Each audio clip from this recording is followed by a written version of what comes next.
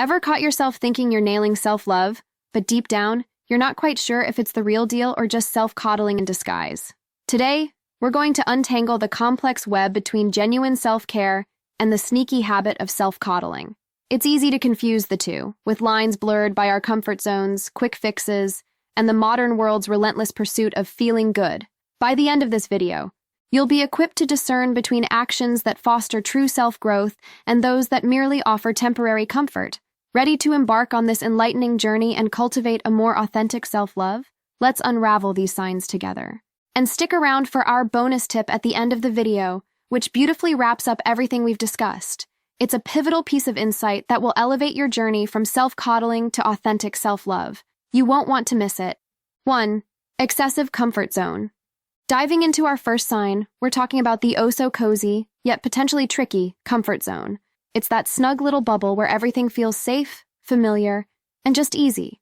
Who doesn't love a good snuggle in their metaphorical comfort blanket, right? But here's the twist. While wrapping ourselves in this comfort cocoon feels like self-love, it might actually be self-coddling in a sneaky disguise.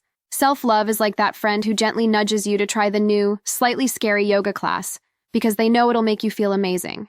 It's about growth, embracing the new, and sometimes, yes, feeling a bit uncomfortable, but in a good way, the kind that stretches your soul and broadens your horizons.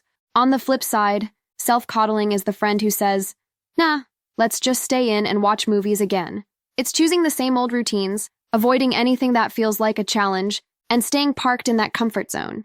Sure, it's cozy, but it doesn't really help us grow. So, next time you find yourself automatically reaching for the familiar, ask yourself, is this nurturing growth or just keeping me snug in my comfort zone? Remember, stepping out might feel daunting, but it's also where the magic of real self-love begins to sparkle. 2. Instant gratification versus long-term well-being. Picture this. You've had a long day, and now you're faced with a choice. Dive into that new series and marathon your way through with a side of your favorite snacks, or lace up for a jog and whip up a healthy salad. If you're leaning towards the screen and snacks, you're not alone. But here's the catch. While that immediate pleasure feels oh so good, it's often a sneaky form of self-coddling. True self-love is playing the long game. It's choosing actions that nourish you not just in this moment, but down the road too. Think of it like planting a garden. Sure, it's easier to just sit back and not bother with the dirt and seeds, but investing that effort means you'll have a blooming garden to enjoy later.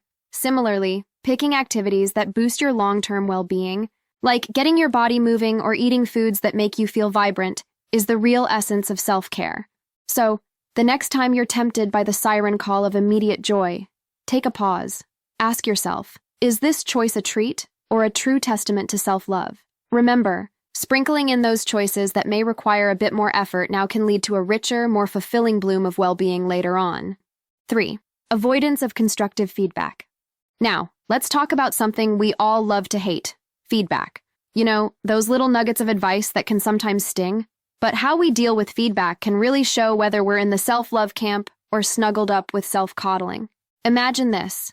Someone offers you a piece of advice meant to help you grow, maybe something about how you could improve at work, or a tip to enhance your daily routine. If your first instinct is to roll your eyes and tune out, you might be cuddling up with self-coddling. You're basically putting on noise-canceling headphones to block out anything that challenges you. Comforting? Maybe. Helpful in the long run? Not so much. On the flip side, self-love is turning the volume up on those constructive bits of feedback. It's acknowledging that, while not always pleasant, this advice is like a secret ingredient for personal growth. It's saying, hey, this might be tough to hear, but I'm all ears if it's going to help me blossom. So next time you're faced with feedback, try to see it as a gift, wrapped in honesty. It might not be what you want in the moment, but it's what you need to flourish. Embracing feedback with an open heart and mind is a beautiful act of self-love that paves the way for genuine growth and transformation. I hope this video is resonating with you. If it is, why not spread a little love back this way? A simple like, dropping a comment, or hitting that subscribe button can make all the difference. Thank you for being an essential part of this adventure. 4. Lack of self-discipline. We've all been there, setting grand plans and making promises to ourselves.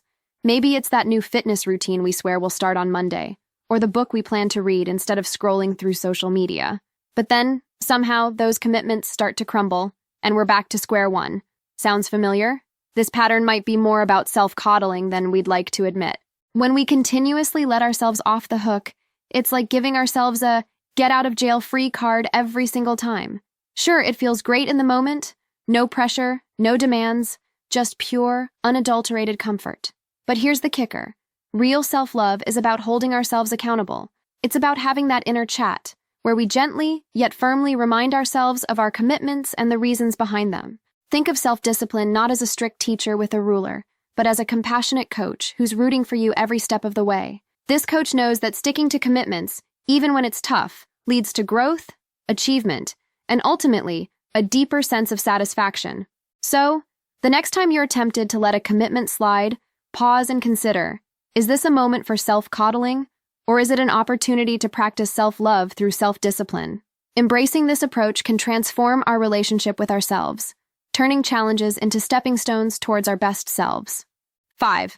Over-reliance on external validation. Venturing into our next sign, let's unpack the suitcase of external validation. Picture this. You've just achieved something, maybe something small like nailing a new recipe, or something big like acing a presentation. Where's the first place you turn for a pat on the back? If your eyes dart towards likes, comments, or the approving nods of those around you, you might be setting up camp in the land of external validation. Relying on applause from the outside world to feel good about ourselves is like trying to fill a leaky bucket with water. No matter how much you pour in, it's never quite enough. This constant search for approval is a cozy blanket of self-coddling, shielding us from facing our own self-worth. Now, let's flip the script and talk about self-love. It's like becoming your own cheerleader, rooting for yourself even when no one else is watching. It's finding joy in your achievements, big or small, because you know their value, not because someone else has given them a thumbs up. Cultivating this inner confidence and self-validation is like building a fortress around your self-esteem. It's knowing that, at the end of the day, the most important approval is the one you give yourself. So next time you're basking in the glow of an achievement, take a moment to celebrate you, for you. 6. Neglecting personal growth.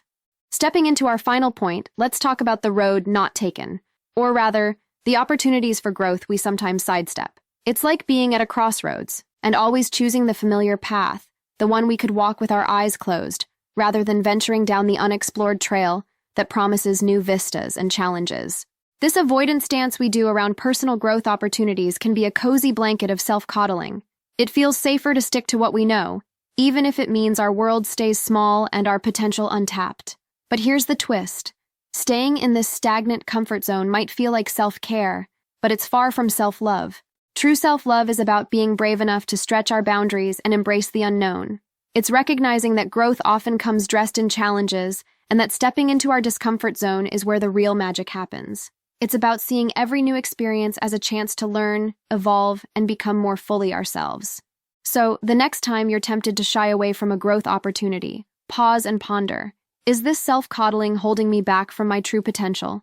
Embrace the adventure of personal development with open arms, and watch as your self-love blossoms into something truly extraordinary, painting your life's canvas with vibrant shades of growth and transformation. And now, for that cherry on top, our bonus tip about getting cozy with discomfort. Yep, you heard that right.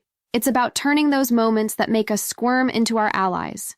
Imagine discomfort not as a red stop sign, but as a green light, signaling growth, learning, and exploration ahead.